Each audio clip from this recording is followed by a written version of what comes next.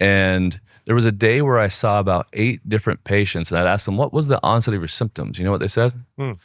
COVID vaccine. Oh, wow. And they said, I got the vaccine, and 2 days later, or 1 day later, or 12 hours later, I started to develop all these symptoms and problems. Yeah.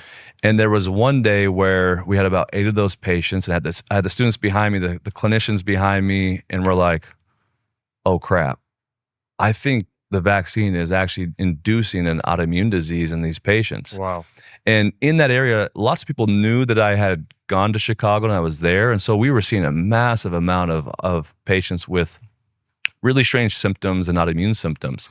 And so we started to do these tests on these patients, and we started to see autoimmunity. Well, they didn't have autoimmunity before, and now all of a sudden they had autoimmunity explode.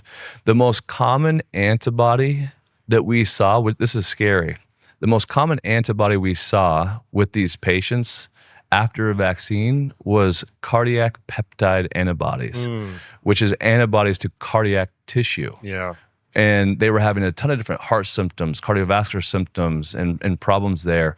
And of all the panels that we ran, that was the most common autoimmune reaction that we saw post-COVID vaccine. Now, I'm not anti-vax, I'm not any of this stuff,